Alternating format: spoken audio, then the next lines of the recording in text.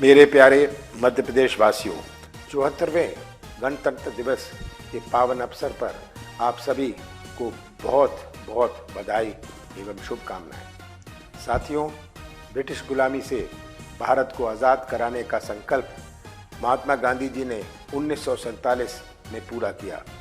आज़ाद भारत को भारत देश की भौगोलिक काया सरदार पटेल की इच्छा शक्ति से मिली। भारत देश को जिन सिद्धांतों और आदर्शों पर चलना है, उसका खाका संविधान के रूप में बाबा साहब डॉक्टर भीमराव अंबेडकर की समिति ने दिया और आज़ाद भारत को संसाधनों के बेहद अभाव में तथा आंतरिक और वैश्विक चुनौतियों का सामना करते हुए अपने पैरों पर खड़ा कर देश को आगे बढ़ाने का पुण्य काम पंडित नेहरू की दृढ़ता से प्रारंभ हुआ। देश और देशवासियों के बीच एक पवित्र बंधन हमारा संविधान, भारत का संविधान 26 जनवरी 1950 को हमारे देश का गौरव बना। आज से 73 वर्ष पूर्व विश्व के पटल पर भारत देश ने अपने गठन के उद्देश्य और चलने की राह को संविधान के रूप में प्रस्तुत किया और हर भारतवासी ने उसे स्वीकार किया और उसके अनुसार चलना शुरू किया। भारत का एक संवैधानिक व्यवस्था के अनुसार 73 वर्षों का सफ़र अभूतपूर्व रहा। हमने विश्व के पटल पर अपनी अनोखी और महती छाप छोड़ी। हम सबसे बड़े लोकतंत्र बने और भारत की संस्कृति और परंपरा के अनुसार लोकतंत्र की जड़ें देश में मजबूत हुई। हमने आम जनता के भलाई के लिए समाजवादी विचारों को मजबूत किया। हमने देश के नागरिकों को न्याय और स्वतंत्रता सुनिश्चित कराई। हमने देश की एकता और भाईचारे को बढ़ाने की ओर लगातार मजबूत कदम उठाए। देश के नागरिकों को अधिकार और अवसर की समानता उपलब्ध कराई। भारतीय संस्कृति और दर्शन के अनुकूल हमारा देश चला, पर अब देश की परिस्थितियां बदली जा रही हैं। संवैधानिक मूल्य और संविधान सम्मत व्यवस्था का उल्लंघन किया जा रहा है। संविधान को अप्रभावी बनाने और संवैधानिक संस्थाओं को खोखला खिलौना बनाने का काम किया जा रहा है। लोकतांत्रिक व्यवस्था को असफल, अपदस्थ और अप्रभावी बनाने का कार्य किया जा रहा है। जनता के लिए और जनता के द्वारा शासन की व्यवस्था को आज देश में व्यक्ति के लिए व्यक्ति के द्वारा शासन व्यवस्था में बदला जा रहा है। देश को लोकतांत्रिक विकेंद्रीकरण से केंद्रीकरण की ओर बढ़ाया जा रहा है। देश को जिन नागरिकों ने गुलामी से आज़ाद कराया, आज उसी नागरिक से उसकी वैधता पूछी जा रही है। उसे उसकी देशभक्ति और राष्ट्रीयता प्रमाणित करने के लिए प्रश्न किया जा रहा है। नागरिक अधिकारों को चुनौती दी जा रही है।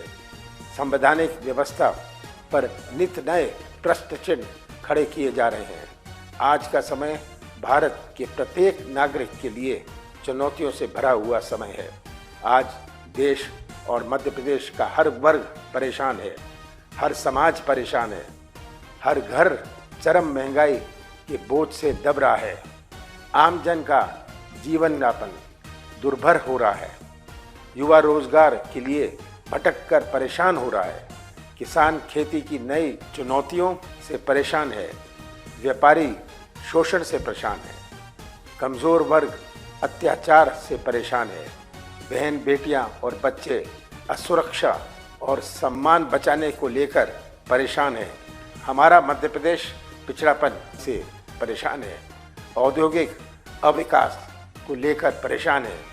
प्रदेश पर लाखों करोड़ों के कर्ज को लेकर परेशान है। मध्य प्रदेश में शिक्षा और स्वास्थ्य व्यवस्था बदहाल है। ये हमारे प्रदेश का कड़वा सच है। वो कड़वा सच जिसे आमजन रोज जी रहा है। इन हालातों को बदलने का मन आपने बनाया था और 2018 में कांग्रेस को समर्थन दिया था। एक नई सुबह की शुरुआत प्रदेश में हुई थी। कांग्रेस सरकार ने अपने अल्प कार्यकाल में अपनी नीति और नीयत का परिचय दिया। हमने शुरुआत की थी किसान कर्ज माफ़ी, 100 रुपये में 100 यूनिट बिजली, वृद्ध, विधवा और दिव्यांगों को बढ़ी पेंशन, अगड़ों और पिछड़ों को आरक्षण, हजारों नई गौशाला, शुद्ध का युद्ध, अपराध मुक्त, माफिया मुक्त मध्य प्रदेश, कन्या विवाह हेतु 51,000 की सहायता, राम वन गमन पथ, महाकाल व ओंकारेश्वर मंदिर विस्तार, सभी समाज के युवाओं को निजी उद्योगों में रोजगार के लिए आरक्षण जैसे अनेक कदमों से हमने मध्य प्रदेश की नई तस्वीर बनाने की ओर काम शुरू किया था। एक ऐसी तस्वीर जो मध्य प्रदेश की नई पहचान बना सके, परंतु प्रदेश के नवनिर्माण का सफ़र पूरा ना हो सका। मैं आप सभी को विश्वास दिलाना चाहता हूं कि हम मिलकर मध्य प्रदेश के नवनिर्माण का सफ़र फिर शुरू करेंगे। 2023 का साल मध्य प्रदेश के भविष्य को निर्धारित करने वाला है। हम किसान कर्ज माफ़ी के लिए प्रतिबद्ध हैं, हम युवाओं को रोजगार देने के लिए प्रतिबद्ध हैं, हम कर्मचारियों को पेंशन देने के लिए प्रतिबद्ध हैं, हम अगड़ों और पिछड़ों के भविष्य के लिए प्रतिबद्ध हैं। हर दलित और आदिवासी को हक और न्याय मिले, ये हमारी प्राथमिकता है। माताओं, बहनों और बच्चों, मुस्कुराएं, ये हमारा संकल्प है। मध्य प्रदेश निवेश और औद्योगिकीकरण के पथ पर तेजी से आगे बढ़े, ये हमारा संकल्प है। हम स्वास्थ्य और जल के अधिकार को धरातल पर साकार करने के लिए प्रतिबद्ध हैं। शिक्षा और भोजन के अधिकार को नए आयाम देने के लिए संकल्पित हैं। गणतंत्र दिवस की हीरक जयंती पर हम एक साथ मिलकर मध्य प्रदेश के नवनिर्माण के सपने को साकार करेंगे।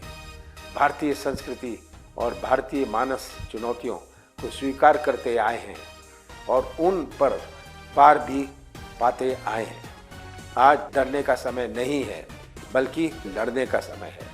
आज का समय चुनौती से भयभीत होने का नहीं, बल्कि निडर होकर उसका सामना करने का समय है।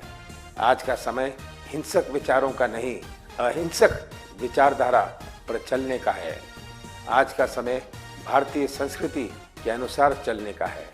गौतम बुद्ध, महावीर स्वामी और गांधी की विचारधारा पर चलने का है। भारतीय सभ्यता ने 10,000 साल के इतिहास में ऐसी अनेक चुनौतियों का सामना किया है और उस पर विजय भी प्राप्त की है।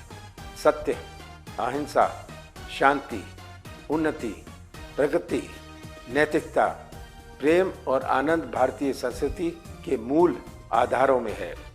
इसी दर्शन को लेकर राहुल गांधी जी देश में भारत जोड़ो यात्रा पर निकले। देश और मध्य प्रदेश बढ़ चढ़कर भारत जोड़ो यात्रा का हिस्सा बना और भारतीय दर्शन का खुलकर समर्थन किया। कश्मीर से कन्याकुमारी एक है, यही भारत जोड़ो यात्रा का मूल संदेश है। आज हमें भारत के मूल दर्शन को पुनर्बल देते हुए आत्मसात करने के नए संकल्प के साथ आगे बढ़ना है। मैं आप सभी से अनुरोध करता हूं कि आप सत्य का साथ दीजिए, आप देश का साथ दीजिए, आप भारत की लोकतांत्रिक संस्कृति का साथ दीजिए, आप भारत और प्रदेश के भविष्य के लिए संविधान के साथ खड़े होइए। अपने और अपने बच्चों के भविष्य के लिए शांति, भाईचारे, प्रेम और एकता का साथ दीजिए। यही भारत देश का मूल भाव है, यही भारत की संस्कृति है। जय हिंद, जय मध्य प्रदेश, जय संविधान।